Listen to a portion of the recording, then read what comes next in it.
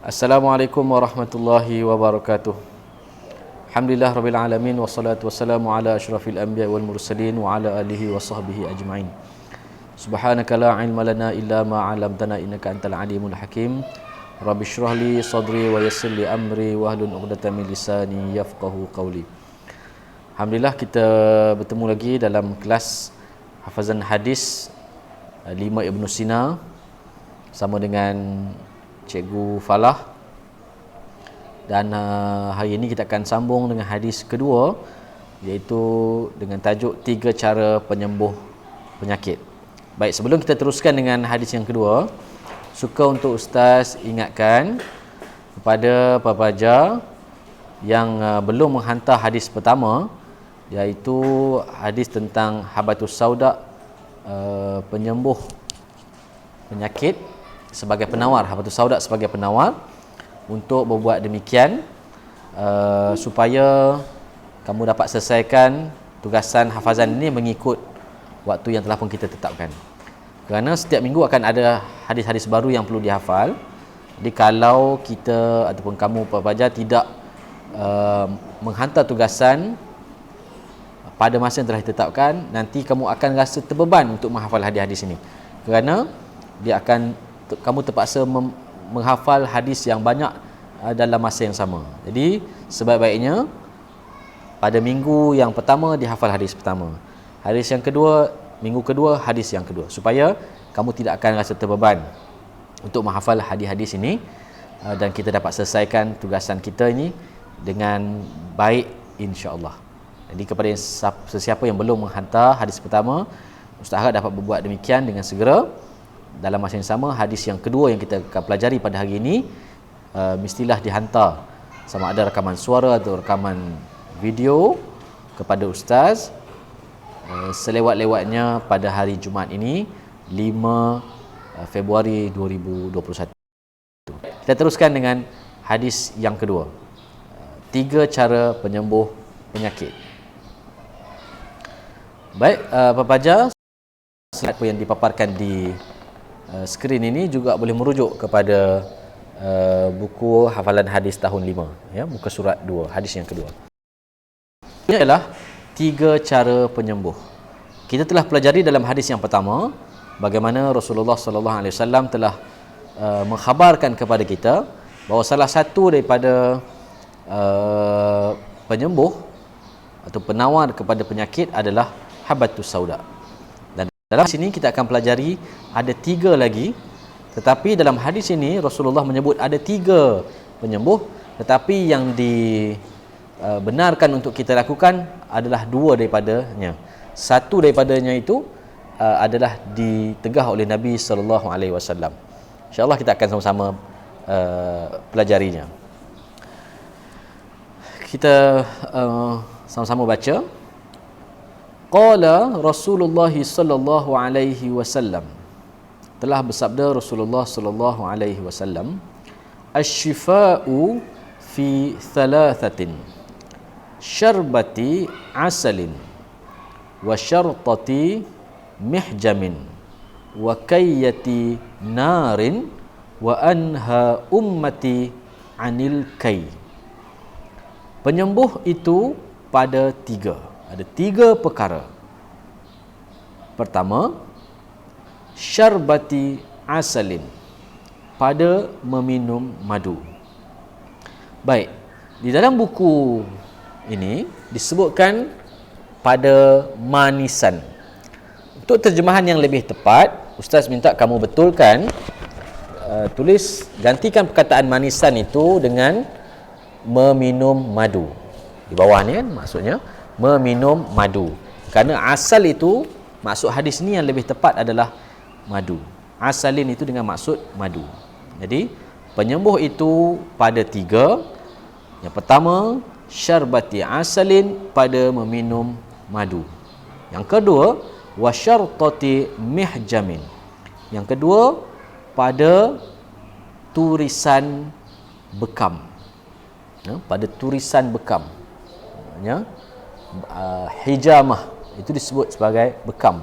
Mihjamin itu ialah bekam. InsyaAllah nanti kita akan tengok macam mana bekam untuk kita lebih faham.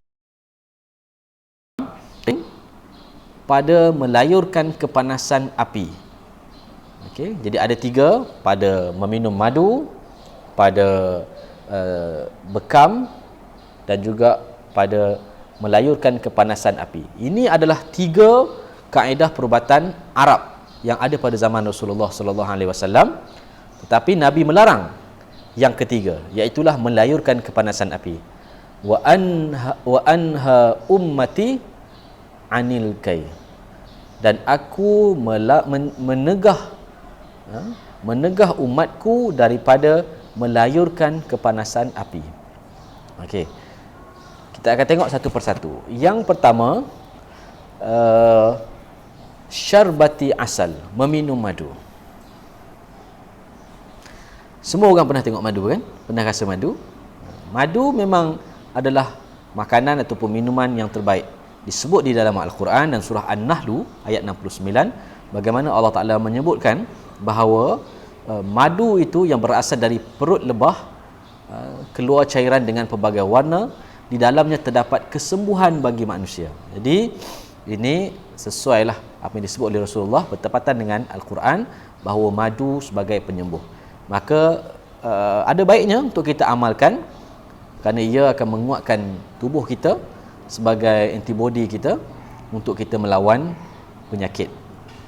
Jadi anak-anak pelajar juga boleh amalkan madu setiap pagi, untuk kita pastikan badan kita lebih sihat, lebih cegas dan lebih berupaya untuk melawan penyakit. Ya, ini kamu boleh baca banyak lagi tentang kelebihan-kelebihan madu yang masyhur lah, yang semua orang tahu. Tinggal lagi kita nak amalkan ataupun tidak. Seterusnya, yang kedua disebut dalam hadis ini ialah tentang bagaimana kaedah perubatan yang kedua, iaitulah dengan berbekam, hijamah, wa syartati mihjamin. Bekam, itulah gambar itu adalah contoh bagaimana aktiviti bekam dilakukan. Bagaimana diberikan tekanan, dibuat pada kulit itu diberikan toresan-toresan untuk mengeluarkan, tujuannya adalah untuk mengeluarkan darah yang kotor.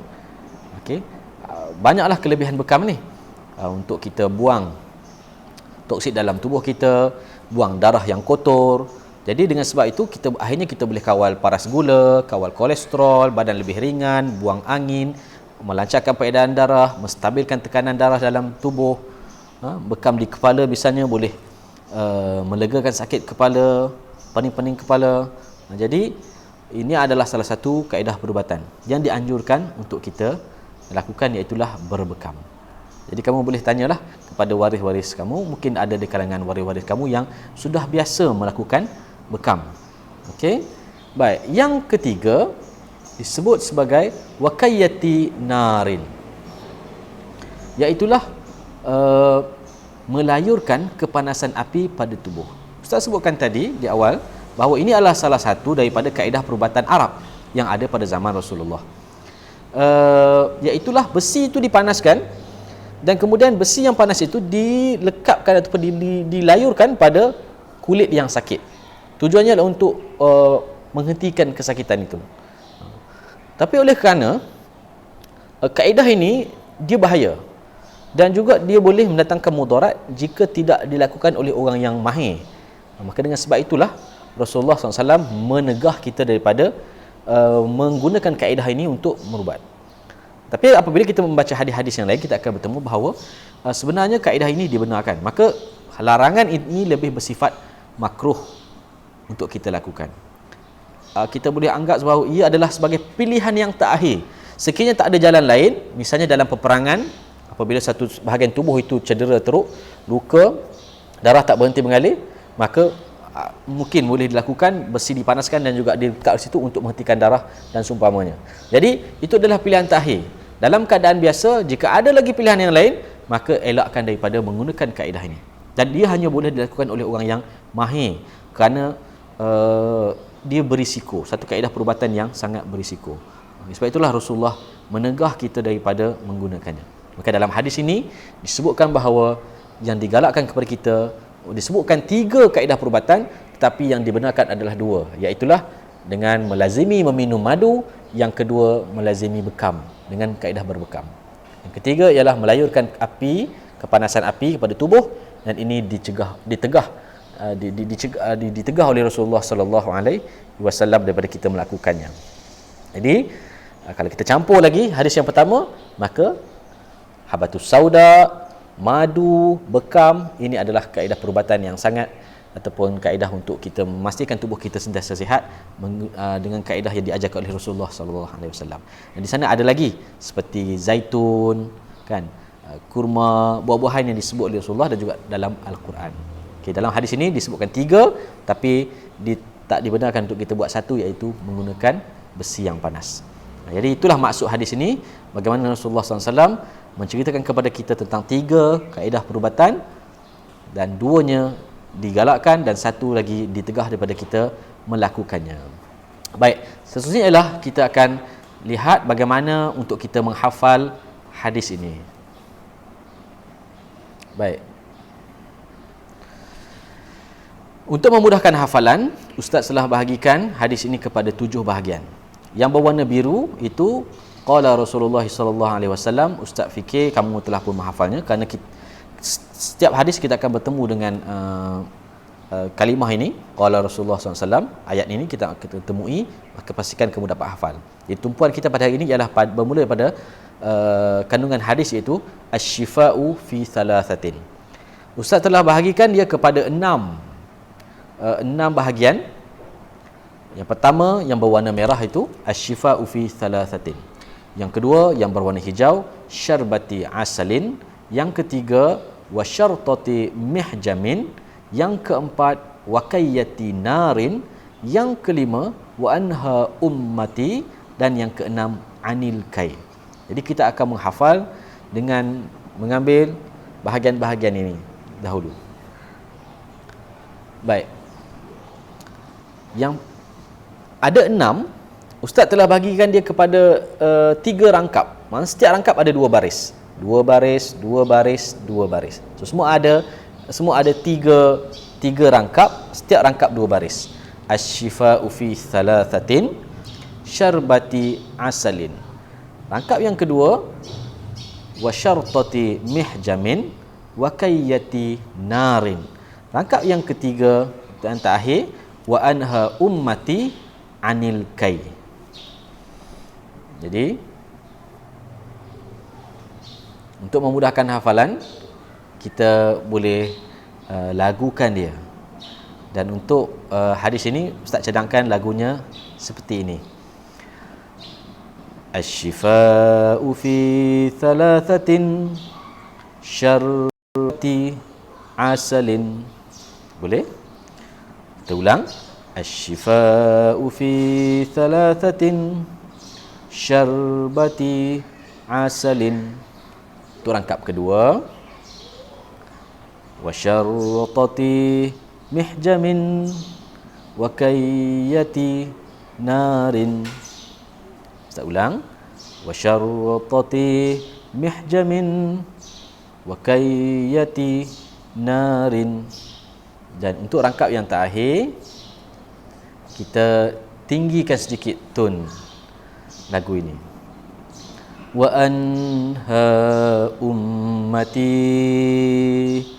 anil kai. Jadi itu.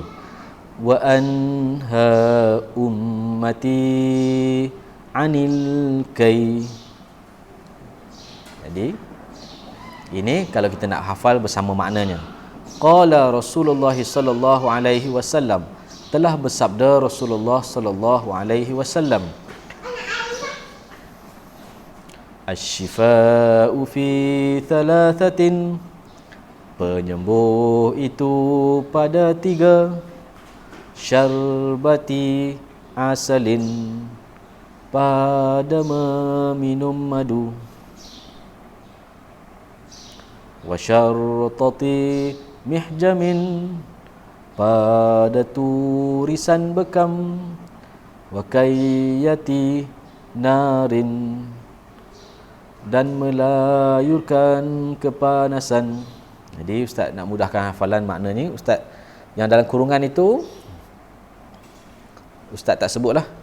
Ustaz sebut pada dan melayurkan kepanasan saja. Tapi kamu dalam minda kamu taklah maksudnya ialah dan pada melayurkan kepanasan. Kepanasan itu maksudnya kepanasan api, besi yang dipanaskan oleh api.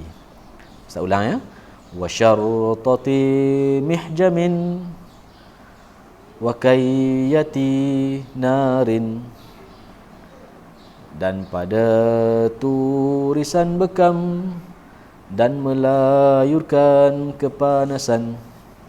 Untuk angkat terakhir, wa anha ummati, dan aku menegah umatku, anil kai, dari melayurkan kepanasan.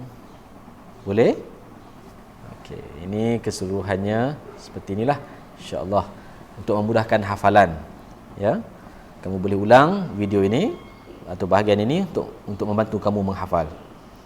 Ini adalah pilihan terpulang. Jika kamu ada kaedah yang lain untuk menghafalnya, dipersilakan. Apa yang penting ialah pastikan kamu dapat menghafal hadis ini dengan baik, insya-Allah.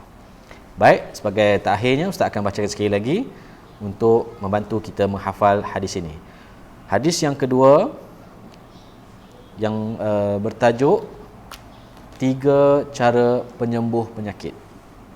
Qala Rasulullah sallallahu alaihi wasallam, asy-syifa'u fi thalathatin, syarbati asalin wa syartati mihjamin wa kayyati narin wa anha ummati anil kai.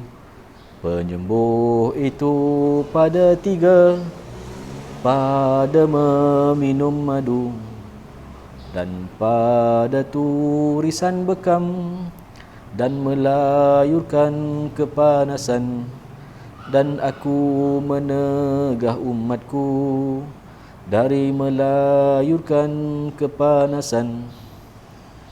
Jadi, Ustaz harap kamu dapat ulang dan ulang sehingga kamu benar-benar menghafal hadis ini.